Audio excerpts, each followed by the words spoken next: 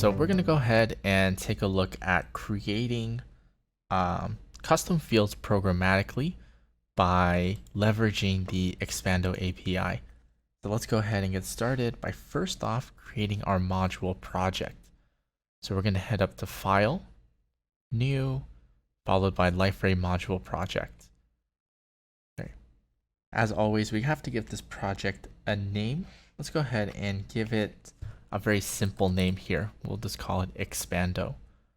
Now again, generally speaking, if you're going to be creating a module project and you need a sort of default project template, you can select API. But if you're going to be creating a component, you can also select service as well. So I'm going to select service in this situation. From here, I'm going to click Next. And we're going to start off by naming our component. It's going to be called User Expando Startup Action. So User Expando Startup Action. From there, we have to give a package name as well.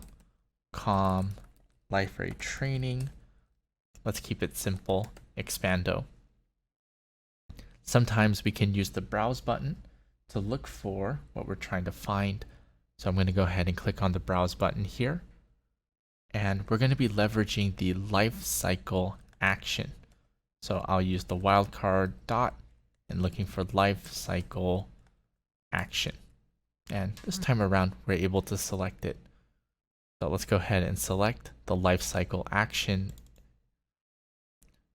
Right. If we knew, or if we know what property we need to add, we can go ahead and add it right here. So let's do that. Let's click on the green plus button right there. The name of the property is going to be key.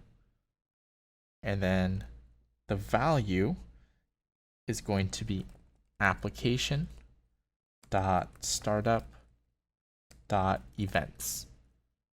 Okay, so key value. Key is the name of the property. The value is application startup events. Okay, go ahead and click out of it or hit the enter key and then go ahead and click finish. So again, just as a reminder, what we're going to be doing is we're going to be creating a custom field programmatically, and this custom field is going to be created once our Liferay instance restarts. All right, and so let's head over to our modules project, down to the Expando project, and let's take a look and head over to the source main Java, com Liferay training Expando, and then our Java class here. So the only error that we have to take care of is implementing the class that we have. So what we can do is take our mouse cursor, hover over the class, and then add unimplemented methods like so. So the method that we need to implement is this process lifecycle event. We can get rid of our to-dos here just to be a little bit more neat. Right, I'm usually not too picky about it right now since this is just for example, for demo, or I guess it's an exercise, but it's not production code per se. So not a huge deal. All right, so here we are inside of our class. We have the interface implemented for us. Let's go ahead and add some logic.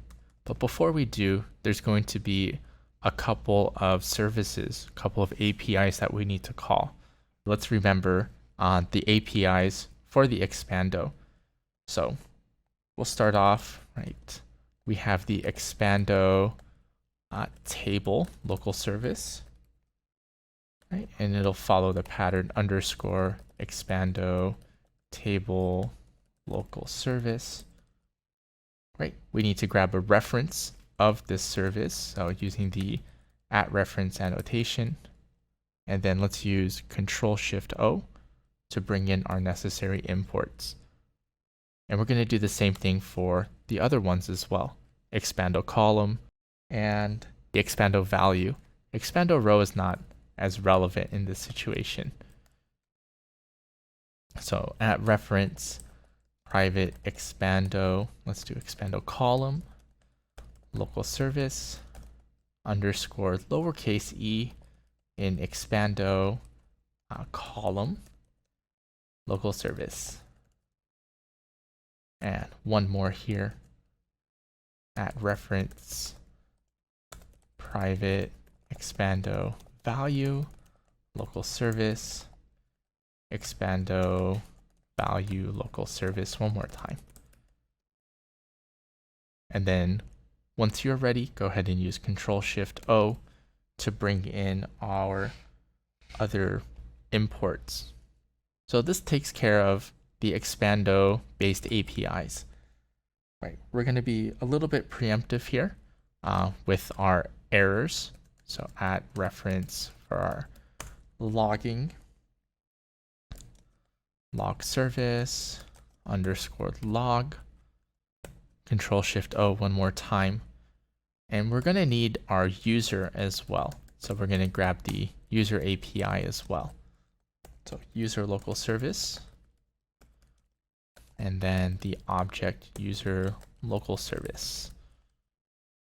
Go ahead and save. And as always, make sure to bring in your imports using Control-Shift-O. So all of our service objects, all of our APIs are ready to be used. Let's go ahead and implement the method process lifecycle event. All right.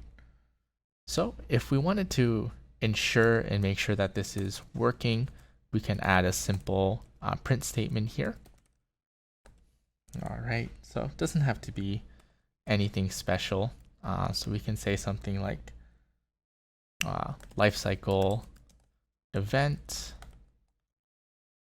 and then the lifecycle event object here, just to kind of see what's being displayed.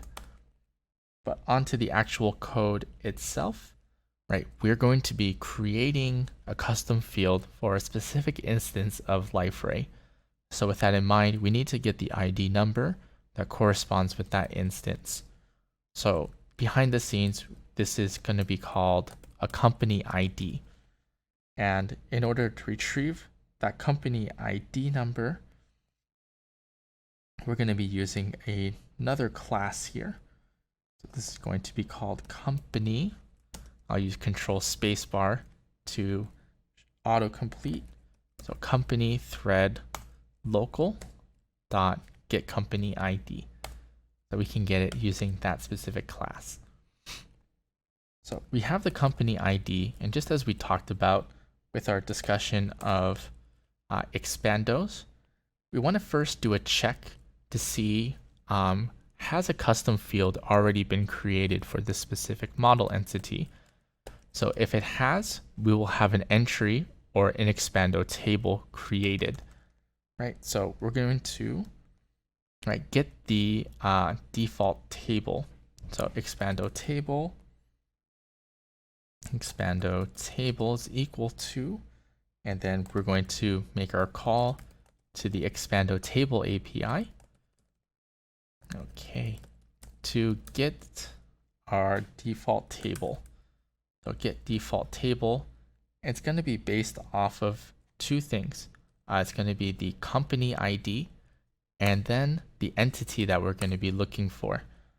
The entity we're looking for is going to be the user. So user class dot get name.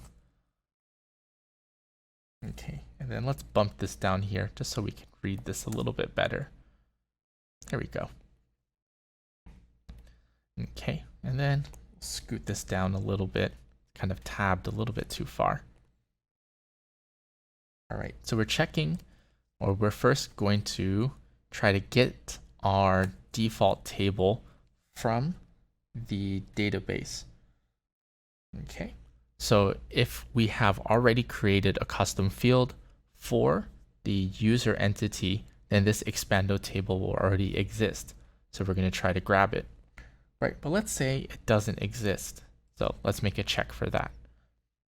Okay, so if the expando table doesn't exist, or in other words, it's going to be empty or null, then we got to create that expando table. So expando table, okay, is equal to expando table. Going to call our expando table service dot, and then add default table. All right, we're going to add the default table to the company ID or to our Liferay instance. And what are we going to add it to? Right, the user entity. Right, and then we'll bump this down here, and just to make it a little bit more readable. There we go. Okay, so let me make sure I have the underscore right there. There we go.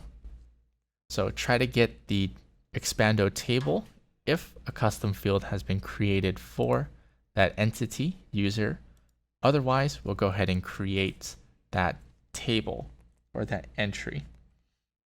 All right, so that's the first part here, right? Making sure that that expando table is accounted for. All right, let me make sure everything here is lining up. What's this error here?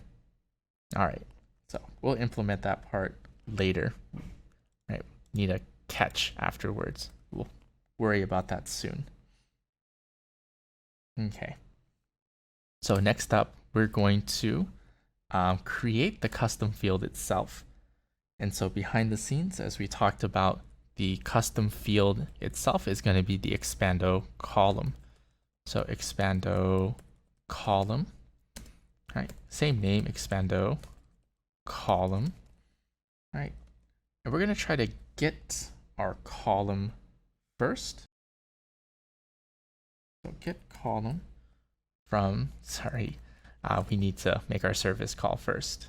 So underscore expando column local service dot. Okay, so we're going to try to get the column first. We're going to see if it's been created yet. Right? No sense in having it redundant, having it create again if it already exists. So we're going to take a look at the expando table. Right? Get that table ID. Right? And then we're going to be looking specifically for a column called LinkedIn profile ID. Right? So we're going to assume somebody is going to try to create this specific column, this specific custom field. So this is going to be the name for it. All right, let's bump this down here. Okay, Control-Shift-O brings in the expando column.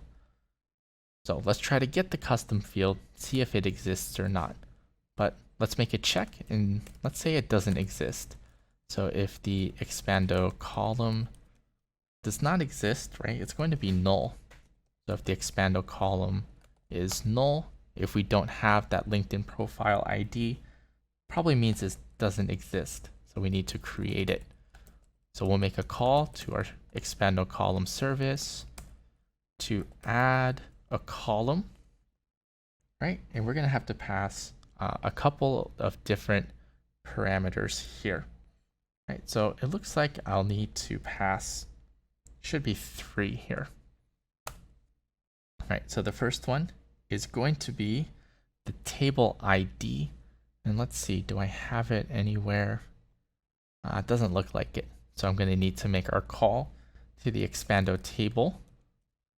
Expando table dot get table ID. So that takes care of the first parameter. The second parameter is going to be the name of the custom field or the expando column that we're going to create. That's going to be our LinkedIn profile. I'm going to run out of space here. So let's bump this down. All right, so this is going to be our LinkedIn profile ID. Okay, and then the type. All right, so this is going to be a string. So expando column constant dot string. Right, and in this case, we don't need a default, so we'll chop that off. All right. So far, so good. All right, now let's take care of the catch. So if we have the Expando table, go ahead and get it. If we don't, go ahead and create it. We're going to first take a look and see, does this Expando column exist? Let's try to grab it. If it does not exist, let's create it. All right, so there's the try, making sure my curly brackets are lined up. Let's go ahead and catch. Okay, so catch here. This is going to be our exception. So portal exception, PE for portal exception. Okay, and then from the log service, gonna get that log error, and then a message. Right, we don't have to be too specific here. Typoed that. So get message, and then the exception, and then we'll use Control-Shift-O to bring in our dependencies, and then we'll save. All right, so it looks like I have an error here, and it's looking like I can't get the proper dependency here. So I'm gonna have to do a little bit of modification over in my build.gradle. So let's head over to build.gradle and try to resolve some of these errors here. All right, so the message here actually gives us a pretty good error. It's looking for the service reference object, but it can't find it, right?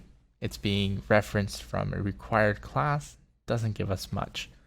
So we know how to find, right, what we need here, right? We could do a little bit of searching to try to get this guy, or it could be here on the log service, right? So what I would do, I would first start off with the log service, right? If I look up here, right, trying to pick it up, but there's another dependency behind the scenes that it can't grab. So I would first try to get the log service. So let's head over to our build.gradle for our Expando project. All right, so last step we need to do is we need to take care of our dependencies here. So let's go ahead and take care of a couple of them. So the first one is going to be in regards to our error that we have with the log service, right? So the log service is coming from the core of OSGI. I had to look that part up. And so instead of using the compendium, we're going to be using the OSGI core. So org.osgi.core. Now, the funny thing about the core is that it does not include our component annotations. So no at component, no at reference. So we're going to have to include that one as well. So this will be also from the OSGI. And then this is going to be the org OSGI. And let me make sure I copy this one down correctly. Service component annotations. All right, and then this is version 1.3.0. 1.3.0. All right, and then to take care of the log. Okay. Org OSGI. Aim colon. This one might be a little bit redundant, but that's okay. Service log. Right. I don't believe this is actually redundant. It should be needed. All right, so we save our build.gradle. Let's go ahead and Gradle refresh.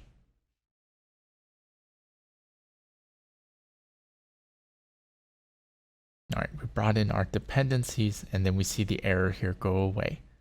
And so with all of that, let's go ahead and deploy our project, right? So we can expand out the Expando project, build, and then we'll double click deploy. Right, so waiting for our module to deploy, and then the way that we test it out once it has been deployed and successfully started is we're going to restart Liferay. All right, so my console hasn't flipped over yet. I'll manually flip it over. And we're just going to wait a little bit here. Right, there's no indicators here. Makes me a little bit nervous. I'm going to check the telnet, our GoGo shell, and type LB. And we see that it's installed. So let me do a little debugging here. So the portal kernel model. So let me head back. And we're having issues with our portal kernel dependency. So let me change this to the most up-to-date 3.0.0. And let's see if we can get away with that.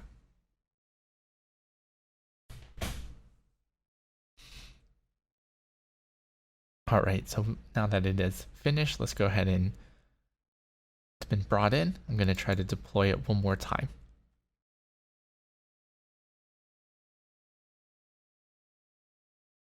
Right, so the build is successful. Right, waiting for the module to start, but it might give us some issues still. So checking the GoGo shell, same command. All right, so a bunch of different things here that is going on. And so what we're going to do is we're actually going to bring in the dependency or the portal kernel that comes packaged together with our Liferay instance.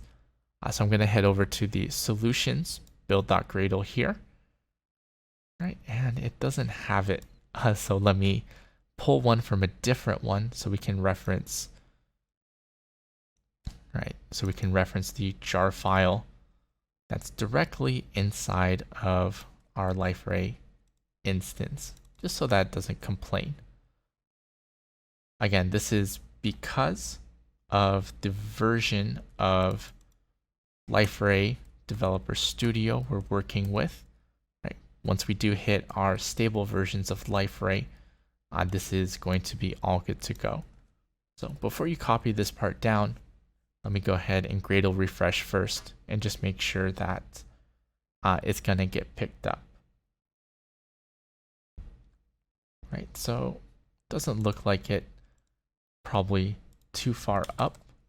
Let's try one level or 2 levels up, and then I'll do my Gradle refresh. Right, and there it is. There's my portal kernel. So 2 levels up, not 3. Right, we'll go ahead and try to deploy one more time, and we'll wait for our Liferay instance or the console to kick over. And there we go. Looks good. All right, so it looks like our bundle has started up. So with all that debugging, let's go ahead and restart our Liferay instance to see our changes take effect. All right, so now that Liferay has finally started up, let's go ahead and check and see in our Liferay instance if our custom field is there. So we'll go ahead and sign back into Liferay. I'm just going to go ahead and refresh the page here. All right, so signing back in. Right, waiting for the sign in application to come up. Right, and we'll go ahead and sign back in.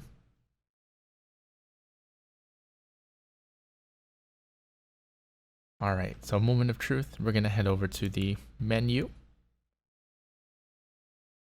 Going into the control panel, followed by configuration, and then this is where we find custom fields. Once the custom field section loads up, we're going to head down to user and select user, and there is our custom field. So very good. So we have seen how to create a custom field programmatically and have that custom field created for us as Liferay is restarted.